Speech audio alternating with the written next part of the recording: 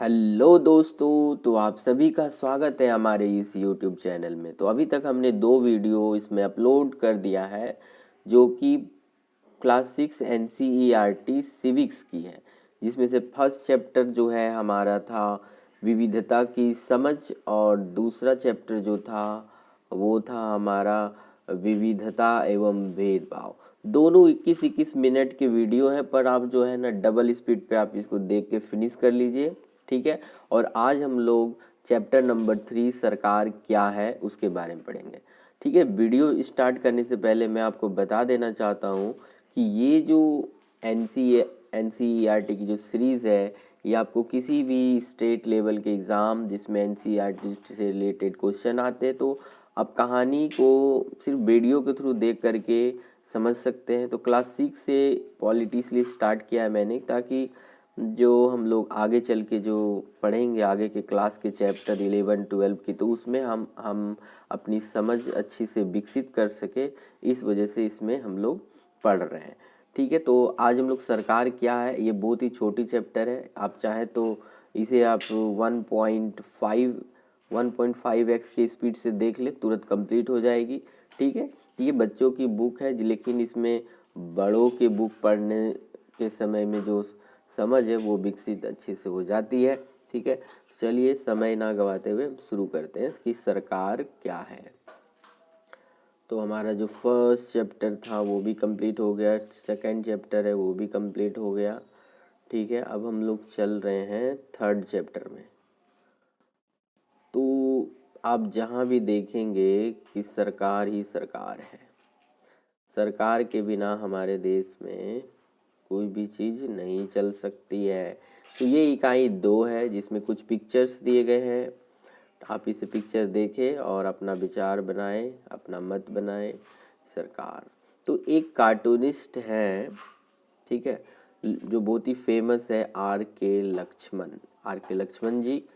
तो लोकतंत्र में एक कार्टूनिस्ट का काम है कि वो कार्टूनों के जरिए अपने अधिकारों का प्रयोग आलोचना करने, व्यंग करने तथा राजनेताओं की गलतियों को ढूंढने के लिए करें, ठीक है। ये लोकतंत्र में एक कार्टूनिस्ट का काम ये होता है। अब हम आगे बढ़ते हैं चैप्टर की ओर। मैं पहले ही बता दिया हूँ कि आप इसको डबल स्पीड 1.5 स्पीड से देख सकते हैं। तो जब अध्याय 3, ठीक है, सरकार क्या है। तो आपने सरकार शब्द का जिक्र कई बार सुना होगा। तो इस पाठ में आप पढ़ेंगे कि सरकार क्या है, यह हमारे जीवन में कितनी महत्वपूर्ण भूमिका निभाती है, सरकारें क्या करती है, ये निर्णय कैसे लेती है, अलग अलग तरह की सरकार जैसे लोकतांत्रिक सरकार, राजतंत्रीय सरकार के बीच में क्या अंतर है। तो इस चैप्टर को पढ़ने के बाद आप जो है डिफ्रेंशिएट कर पाएंगे। तो यहाँ पे कुछ अखबारों के नमूने दिए गए हैं। सरकार से कामगारों के अधिकारों की रक्षा की मांग, बाढ़ पीड़ितों के लिए सरकार की ओर से राहत सामग्री, प्याज दर में उछाल, सरकार ने प्याज के दाम तय किए, सर्वोच्च न्यायालय के लिए 5 और न्यायाधीश, सरकार कोयला और बिजली विभागों के पुनर्गठन के पक्ष में है सरकार, सरकार ने 15,000 से भी अधिक गांवों को सूखाग्रस्त घोषित किया। तो सरकार क्या है, उनकी शक्ति आप इन चीज़ों को देख करके समझ सकते हैं। तो सरकार मजदूरों के अधिकारों की रक्षा की काम करती है सरकार, ठीक है, मौसम से पीड़ित लोगों की मदद करती है सरकार, दैनिक जीवन में उपयोग होने वाले कच्चे पदार्थ जैसे प्याज इत्यादि के जो रेट हैं उनको फिक्स करती है सरकार, सर्वोच्च न्यायालय, ठीक है, सर्वोच्च न्यायालय में जो न्यायाधीश होते हैं, ठीक है, उनके चुनाव में सहयोग करते हैं कोयला और बिजली विभाग। तो देखिए प्राकृतिक संसाधनों का संरक्षण भी सरकार के ही अधीन होते हैं। और सरकार जो है गांवों को, शहरों को जो है जलवायु से किस तरह से वो प्रभावित है, सूखाग्रस्त है तो सूखाग्रस्त घोषित कर सकते हैं। तो इन सभी चीज़ों से हमने सरकार के कामों के बारे में देखा। तो हर एक देश में विभिन्न निर्णय लेने और काम करने के लिए सरकार की ज़रूरत होती है। यह निर्णय कई विषयों से संबंधित हो सकती है, जैसे सड़कें, स्कूल, ठीक है, कहाँ बनाया जाए, बहुत ज़्यादा महंगी हो जाने पर किसी चीज़ के दाम कैसे घटाया जाए, अथवा बिजली की आपूर्ति कैसे बढ़ाया जाए। अगर आप देखें अभी के समय में जो गैस है ना, सिलेंडर, एलपीजी जो सभी को लाइन लगा करके अभी जो ले रहे थे, तो सरकार ने त्वरित कदम उठाते हुए, जैसा कि न्यूज़ में बताया गया कि रूस और अमेरिका से पेट्रोलियम और एलपीजी जो है मंगाया जा रहा है भारत में। क्योंकि अभी जो है दो देशों के बीच में जो युद्ध चल रहे हैं, ठीक है, उनके वजह से जो रास्ता है वो कुछ ब्लॉकेज की वजह से वहाँ ईरान से जो देश है वहाँ से हमारा जो एलपीजी है और जो पेट्रोलियम संसाधन है वो नहीं आ रही है। तो अभी आप प्रेजेंट के समय में भी आप देख सकते हैं कि सरकार ने त्वरित कदम उठाते हुए अन्य देशों से संपर्क साधते हुए ये जो समस्या आई हुई थी, इन चीज़ों को सरकार ने दूर की। तो आप देख सकते हैं कि सरकार क्या चीज़ है, वो कैसे काम करती है। तो सरकार का काम देश की सीमाओं की सुरक्षा करना, दूसरे देशों से शांतिपूर्ण संबंध बनाए रखना भी है। उसकी जिम्मेदारी यह सुनिश्चित करता है कि देश के सभी नागरिकों को पर्याप्त भोजन, अच्छी स्वास्थ्य सुविधाएं मिले।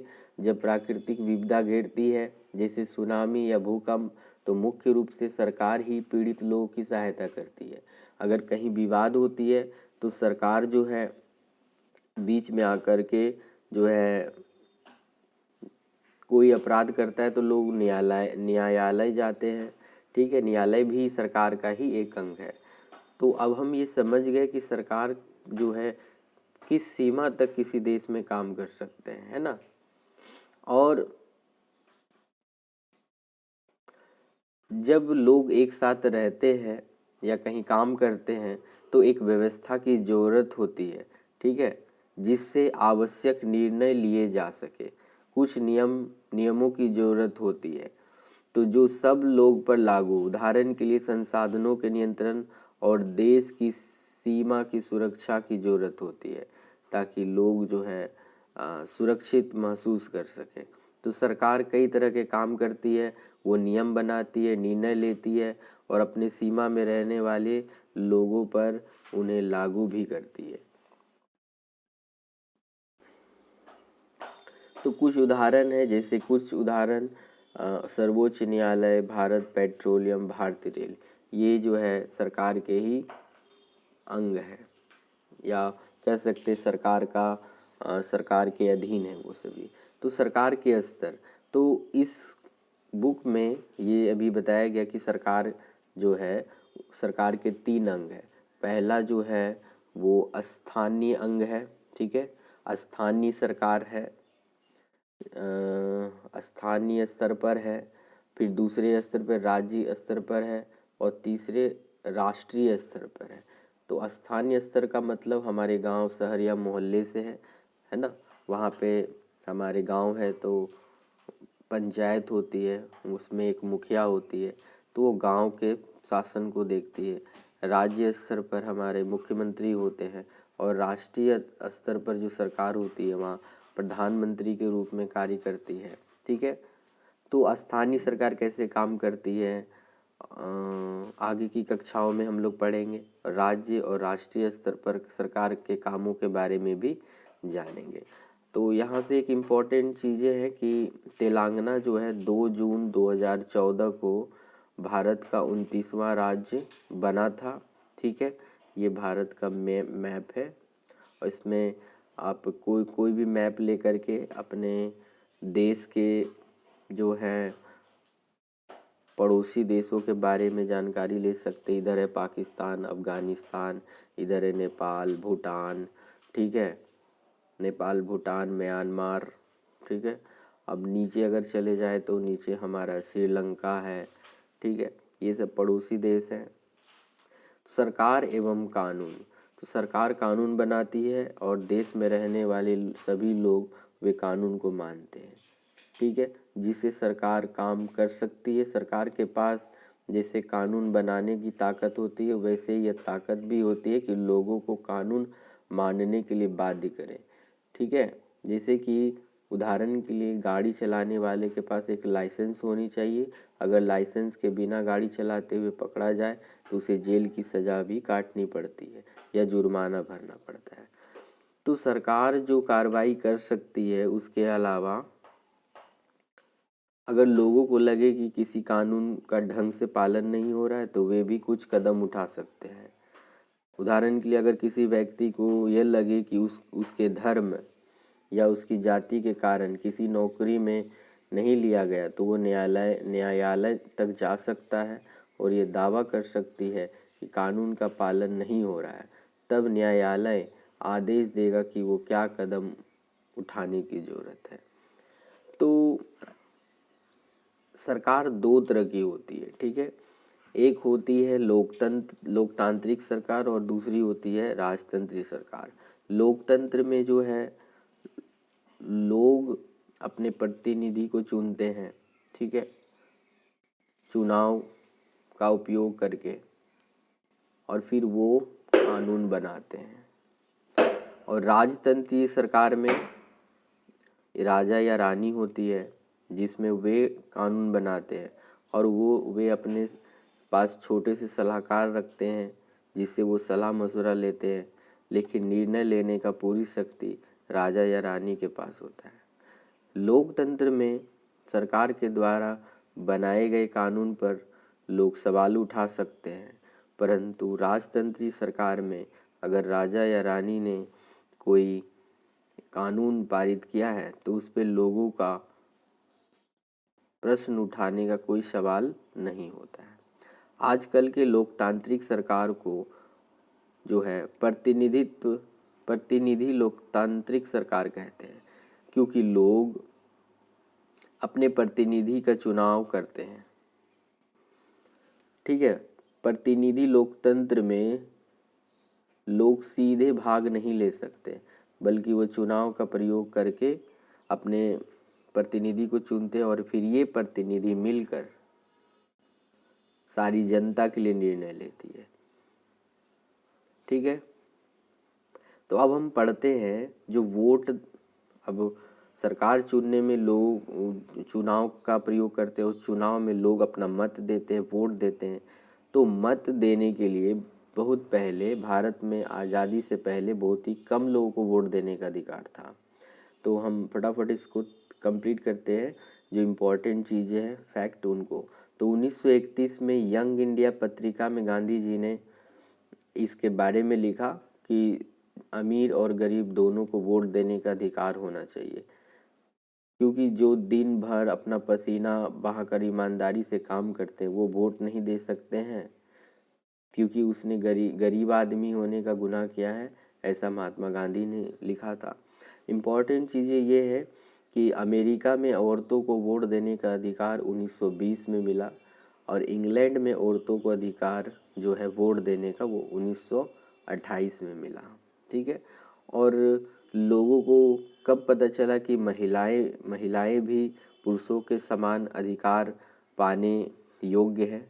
ये प्रथम विश्व युद्ध के दौरान जो पुरुषों का कार्य था, जब महिलाओं के द्वारा किया गया, तब जो है विश्व को ये पता लगा कि महिलाएं भी पुरुषों के समान काम कर सकती है, इसलिए उन्हें सफ्रेज दिया गया, यानी कि वोट देने का अधिकार।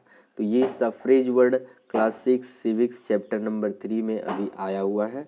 ठीक है, इस तरह से भी आगे के चीज़ों को हम लोग पढ़ेंगे। ठीक है, तो सरकार क्या है, वो छोटी सी चैप्टर थी जो कंप्लीट हो चुका है। वीडियो अच्छी लगे तो प्लीज़ चैनल को सब्सक्राइब करना और वीडियो को लाइक करना। ठीक है, पहले के 2 वीडियो को आप डबल स्पीड में देख सकते हैं। और हमारी इस वीडियो में क्या सुझाव, क्या कमी है, आप कमेंट बॉक्स में सुझाव दे सकते हैं। ठीक है, thank you, have a nice day.